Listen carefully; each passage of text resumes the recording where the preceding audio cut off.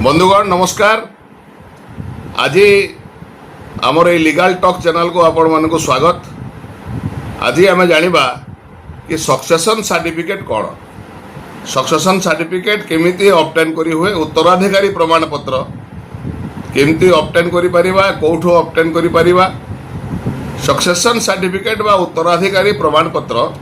एटा हूँ गोटे legal document जोटा कि साधारणतः सिविल कोर्ट रू मिली थाए एवं केवल civil court was authorised to issue a succession certificate. एथिरे कौन हुए सक्सेशन सर्टिफिकेट कौटी दरकार पड़े, एथिरे आपनकर जदि लीगल डेप्थ थिबो, किछि पैसा बैंक रे थिबो किंबा कोनोसी सिक्युरिटीज थिबो, बैंक बैलेंस थिबो, प्रोविडेंट फंड थिबो, ईपीएफ अमाउंट थिबो, आपणकर पेंशन अमाउंट एरियर थिबो, इंश्योरेंस थिबो कि अन्य किछि मूवेबल इमूवेबल एसेट रहिथिबो। एथिरे आपण जदि जहा ना रे रहिछि सीए जदि कोनोसी विल करि नाहंती कि कोनोसी कहा ना रे लिखि दे जाय नाहंती, तांकर से सब संपत्ति गुडाक आनिबा पई सक्सेशन सर्टिफिकेट किंबा उत्तराधिकारी प्रमाण पत्र दरकार पड़ी थाए। तेबे किभली भाबरे उत्तराधिकारी प्रमाण पत्र आमे पाई परिबा, यार जुरिडिक्शनल कोर्ट किए, को कोर्ट रे इटा आमे अप्लाई करि परिबा, आमे डिस्ट्रिक्ट जज कोर्ट रे भी करि परिबा, नहले सिविल जज सीनियर डिवीजन कोर्ट रे आमे अप्लाई करि परिबा। जो जगह रे आमे परमानेंटली रहूछु, जो डिस्ट्रिक्ट रे आमे परमानेंटली रहूछु, आमे सही जगह रे भी करि परिबा, किंबा जो जगह रे हमर प्रॉपर्टी हमर संपत्ति रहिछि सही जगार कोर्ट रे मध्य आमे करि परिबा।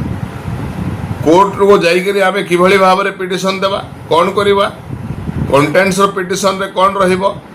कंटेंट्स रो पिटिशन रे पिटिशन रो कंटेंट्स रे रहिबो आपनकर ना रहिबो, एज रहिबो, एड्रेस रहिबो। आपण माने कि आपण जे लीगल हेयर आपण जहार उत्तराधिकारी प्रमाण पत्र चाहुचंती तांकर जे लीगल हेयर थिबे,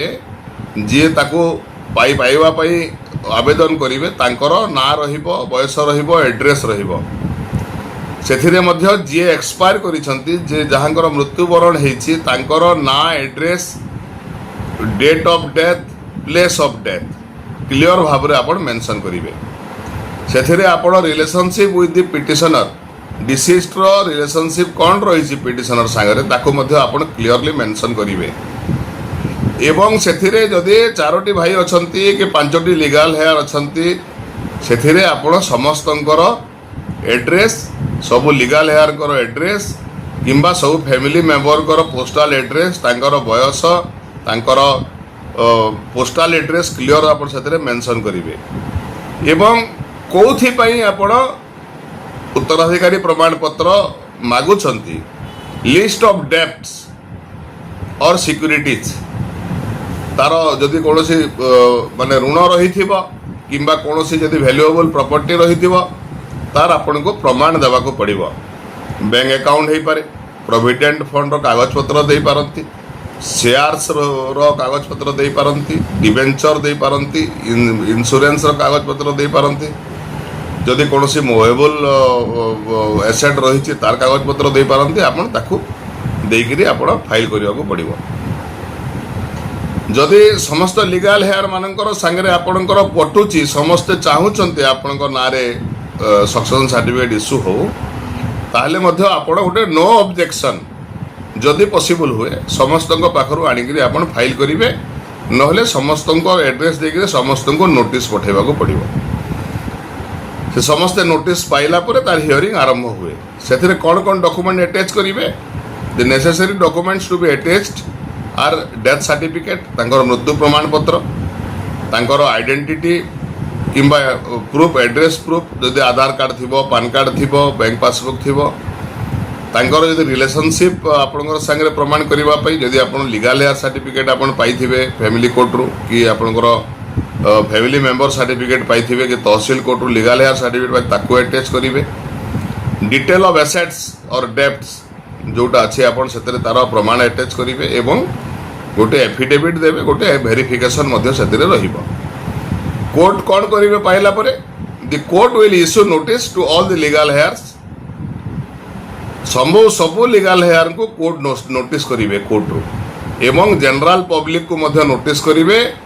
दरकार पड़े न्यूज पब्लिकेशन माध्यम रे कोर्ट समस्त को जनइबे कि अमुक लोकंकर उत्तराधिकारी सर्टिफिकेट पाइबा पाई अमुक लोक एप्लाय करिसंती कोर्ट रे जहार जदि किसी ऑब्जेक्शन अच्छी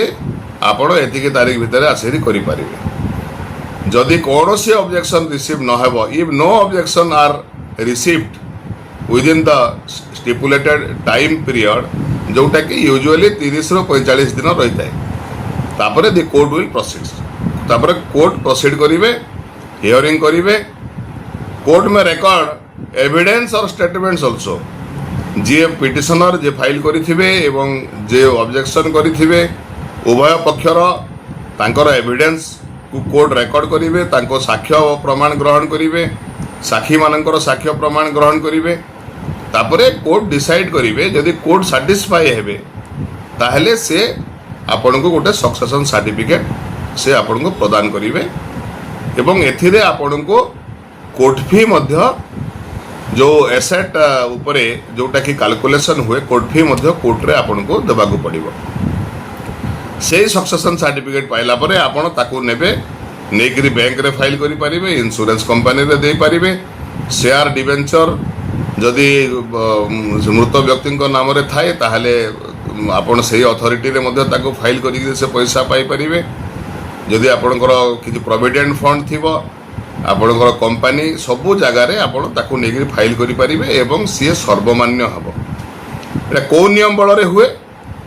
इंडियन सक्सेशन एक्ट 1925 जो 372 सेक्शन और 381 सेक्शन रही से भितर यहाँ हुए यहाँ कौ जगार दरकार पड़े for movable property money share bonds जितेबाला जड़े एक्सपायर कर से जदि विल फ्यूल किसी करें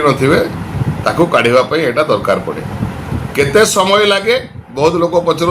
केते समय लगे या पाखापाखि आपणकर जो एडवोकेट देवे सांगे आपणकर कोऑर्डिनेशन ठीक रहिले 3 मास रु 6 मास भितर यहाँ हो जाए एवं एटा आपणकर इंडिया भितरे सबु बेले एटा वैलिड रहे एणु बंधुगण आपण माने कन्फ्यूज हेबे नाही आपण माने सिविल कोर्ट किंबा डिस्ट्रिक्ट जज कोर्ट सक्सेशन सर्टिफिकेट आपण अप्लाई करिकरी पाई परिबे आ गोटे अनुरोध अछि आपण माने बारंबार फोन करूछंती फोन मु उठै पारुनी जदि जहार किसी जानिबार दरकार अछि ताहले मते ए नंबर व्हाट्सएप करंतु व्हाट्सएप कले मु सांगे सांगे नहले भी मु गोटे 2 दिन भितर आपन को रिप्लाई कर देबी बहुत बहुत धन्यवाद ए चैनल को सब्सक्राइब करिवे लाइक करिवे एवं निजर बंधु बांधव भितर मध्य शेयर करि परिबे धन्यवाद।